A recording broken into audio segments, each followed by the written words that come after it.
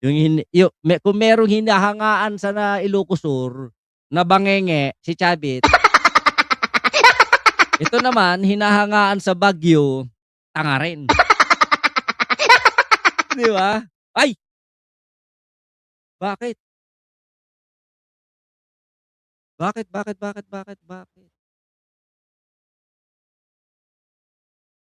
Aray ko, bakit namatay?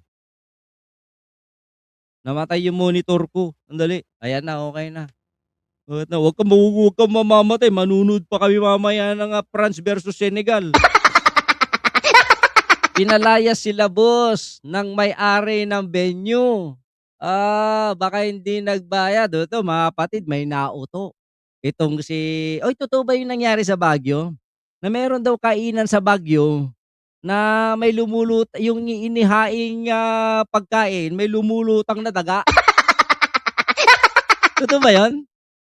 Ay Diyos ko naman, oo, daga. Okey, sabi nito nanawagan ng mga DDS, isang linggo sila mag-rally. Diyos ko, yung isang araw nga hindi nila kinaya, isang linggo pa kaya. Ah, Hindi naman Blue Ribbon Committee ginawa nila kundi Baliw Ribbon Committee. May sumipa ata sa cable mo, hindi ko alam. Nawala monitor ko, eh, namatay yung TV. Mga kapatid, eto 'to pakinggan natin itong nagmamagaling na taga Baguio. Diyos ko, naniwala siya. "Yak, kumakain ka? Anong pinakain mo, sopas?" Diyos ko, kung pinikpikan tapos nag-dive yung ano, yung daga, aray ko. Okey, larga, puntahan natin 'to, si ano, Iniiwasan ko sana mabanggit na Marine sila na, kasi hindi naman sila lahat Marines eh. oo, At karamihan na sila sa kanila were actually discharged, ano. So I would rather call them as 18 witnesses. Ayaw ko rin i-undermine o kaya witnesses ng insultuhin kasinungalingan. na tatawagin ko silang 18 maleta boys o kaya 18 cargadores. Mali naman 'yon. Dapat protektahan sila. Ano daw? Protektahan mo yung hindi nagtutugma-tugma yung salaysay? Poprotektahan mo ang sinungaling? 'Di ba? So, ibig sabihin naniniwala si Magalong dito, sa mga siraulong 'to? 'Di wow! O ito na lang, number one, 'pag nag-akusa ka 'di ba dapat may pinapakitang ebidensya. So, ibig sabihin okey lang kay Magalong na ang pag-aakusa ng mga 18 basurerong 'to na walang patunay? Eh, siraulo pala si Magalong, eh. Bobo pala 'to, eh, 'no? Poprotektahan natin yung mga katarantaduhan nila? Mag-aaksaya tayo ng pera? Mag-aaksaya tayo ng panahon dito? Dapat bigyan natin sila ng protection. Putang ina. Hindi yung parang pabayaan bahala kayo. Otherwise, that would send a wrong signal sa mga whistleblowers na ang hirap pala maging whistleblower dito. Actually, this is a wrong signal. Yung hinahayaan nating, patuloy-tuloy na magsinungaling 'tong mga 'to, 'di ba? Hindi ito magandang ehemplo sa susunod na henerasyon. Yung okey na lang, okey, nasa tamang platform ba sila?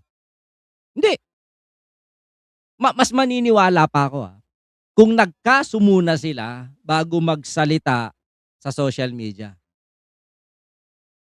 Baka nag-a-apply na maging vice ni Lustay. Eh, Rinaten hindi na nga makakatakbo si Lustay. Lalo na kung may mga tao sa gobyerno ang involved. Ikaw pa ang mapapasama. Ikaw pa ang sisiraan. Kaya tuloy, madi-discourage yung ibang mga whistleblowers. Di ba? Hindi na sila, wala nang gustong mag-attempt pa na maging whistleblower. No? Bakit yung mga whistleblower ng gobyerno? Puwede naman, hindi ba makukulong ang mga maleta boys? Malapit na nga, eh. Malapit na lumabas yung unang ano, yung warrant of arrest tungkol sa cyber libel. Oo, bigyan ng protection yung kitang-kita na laway lang ang puhunan. Sabi dito ni Abdullah Bay, Ma'am May Hayashi kasama naman si Magalong sa may kaso ng flood control." Tama. Another is, kailangan mismong gobyerno ang magpakita ng interest. Masakit man ang kalalabasan, ano, dapat we have to seek out the truth. Ano ba talaga ang So, ang ano ko lang dito, kung gusto ni Magalong na yun ang mga paniwalaan natin, bakit pa siya nag-imbestiga bakit pa siya sumama sa ICI? Eto na lang, tanong ko kay Magalong, anong nangyari sa pagbisita mo sa Davao? May nakasuhan na ba sa Davao City? Dun sa mga sinasabi ni Magalong na anomalya sa infrastruktura, yung mga rock netting, may nakasuhan na ba? O wala pa? Aray ko. Halatang sinungaling yung mga Maleta Boys na yan, naniniwala si Tenga. motibo nitong mga 18 witnesses na to? Bakit bigla sila nagsalita? No? Again, this is a matter of investigation. No? At kakayanin uli ng mga investigador na malaman ang katotohanan behind. No? So dapat ang gobyerno magpakita. Ang hirap-hirap nga maghanap ng ebidensya, magte-testify laban dito sa nangyaring anomalya tungkol sa flood control at iba pa. Naniniwala si Magalong sa mga Ini sinasabi ng mga siraulo. Madali lang naman yan eh. Hindi pa tiwalag ang ICI. Di, imbestigahan mo ulit. Diba? Pero yung sasabihin mo na lalaanan ng panahon, paglalaanan ng tiwala, may malabo yan, boy. Oo. Hindi nga magkakakonekta yung mga nire-reveal nila tapos paniniwalaan mo pa. Raulo ka ba? O eto, dito tayo sa mga susunod. Hayaan muna natin 'yan. Puwede nating i-follow up 'yan kung, saka-sakali, eh, 'no? Pero, nagkakadenggo 'yan. Gumawa na naman ng, live selling kanina yung ano, yung senador niyong, tiniwalag, Kung ano-ano, hindi talaga makatanggap ng pagkatalo 'yang si Alan Peter Cayetano, eh, 'no, at saka kanyang grupo. Ano sabi ko sa inyo, 'pag nakakuha 'yan ng posisyon, mas makapit pa 'yan sa linta.